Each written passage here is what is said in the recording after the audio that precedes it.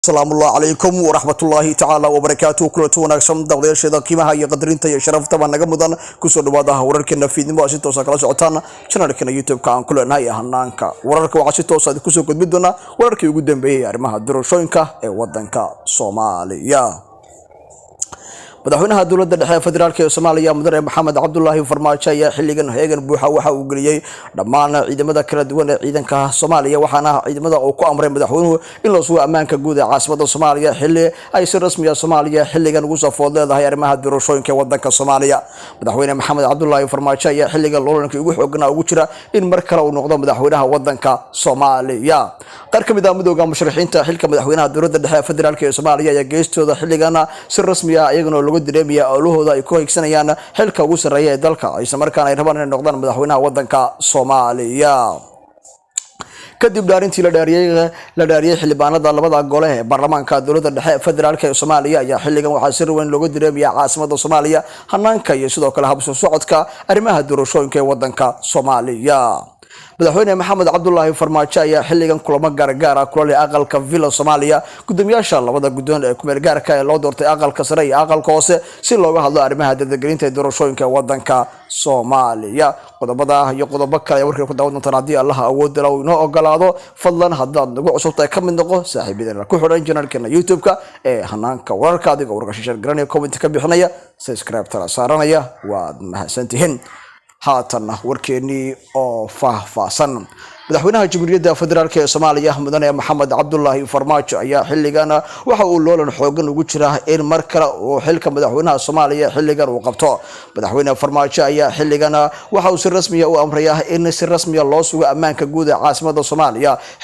xilligan ay gashay Muqdisho isla markaana laga direemay dargelinta arrimaha doorashooyinka waddanka Soomaaliya madaxweynaha dowladda dhexe federaalka ee Soomaaliya Farmaajo ayaa kulamo gaar ah kula leh aqalka Villa Soomaaliya looga aramiyo Soomaaliya isla markaana kulmadaas madaxweynuhu la qaadanayay qaar ka mid ah saraakiisha kala duwan ee ciidanka xoogga dalka iyo sidoo kale saraakiisha kala duwan ee ciidamada dowladda federaalka ee waddanka Soomaaliya waxaana madaxweynuhu ku amray in gamaan la sugo ammaanka guud ee caasimadda iyadoo laga cabsi qabo in khalkhal siyaasadeed xooggan uu ka dhaco caasimadda Soomaaliya ee Muqdisho waxaana jirta in madaxweyne Farmaajo xilligan uu kulamo gaar ah uu kula yeeshay aqalka looga aramiyo Soomaaliya ee Villa Soomaaliya kulamadaas uu la yeeshay labada gudoon ee loo doortay aqalka hoose iyo aqalka sare isla markaana yihiin laba gudoon oo ku meel gaar ah isla markaana madaxweynaha ayaa si rasmi ah ula hadlay waxaana uu kala hadlay labada gudoon si rasmi ah arrimaha doorashooyinka Soomaaliya xilligan loo dadgeliyo soo noqoshada madaxweyne Maxamed Cabdullaahi Farmaajo ayaa inta badan shacabku waxay aad u taageersan yihiin in mar kale madaxweyne Maxamed Cabdullaahi Farmaajo xilka madaxweynenimada ee Soomaaliya dib ugu soo laabto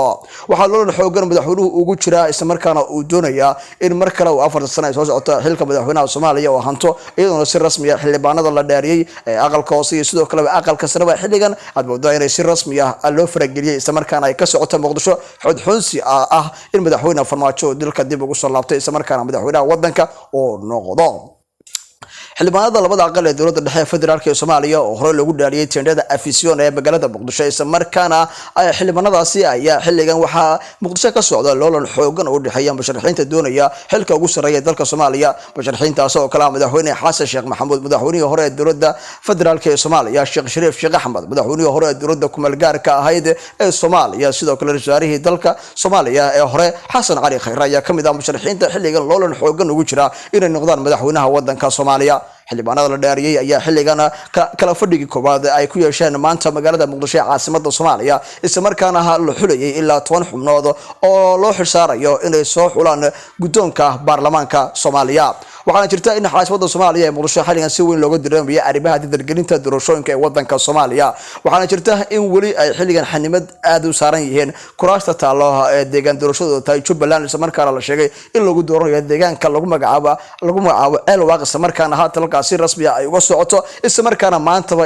la dhaariyay ilaa 6 xildhibaan isla markaana halkaas ay ku maqan yihiin ilaa 12 xildhibaan oo ka tirsan isla markaana ay ka soo jeeda deegaanada Jubbaland waxaana jirta in khalkhal siyaasadeed xoogan xilligan uu ka jiro dhanka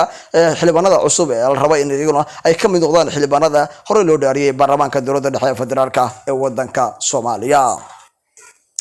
madaxweyne maxamed cabdullaahi farmaajo oo horay u sheegay in xildhibaanada 12 ah ee lagu dooranayo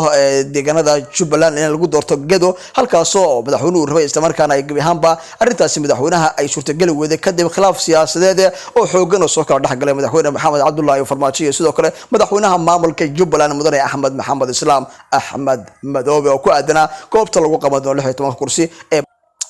magaalada Muqdisho caasimada Soomaaliya ayaa xilligan waxaa si rasmi ah loo keenay ciidamo aad u tiro badan isla markaana ciidamada ayaa la sheegay inay sugi doonaan ammaanka iyo sidoo kale xasiloonida Soomaaliya gaar ahaan Muqdisho kadib arrimaha doorashooyinka Soomaaliya oo xilligan si rasmi ah fooda nagu soo haysa waxa maalinka bariya lagu balansan yahay in kala fadhiga labaad ee baarlamaanka labada aqal ee dowladda dhexe federaalka Soomaaliya ay ku yeeshaan magaalada Muqdisho caasimada Soomaaliya taasoo si rasmi ah loogu dooran doono gudoomiyaha cusub ee golaha shacabka ee dowladda dhexe ee federaalka ee wadanka Soomaaliya warbixinta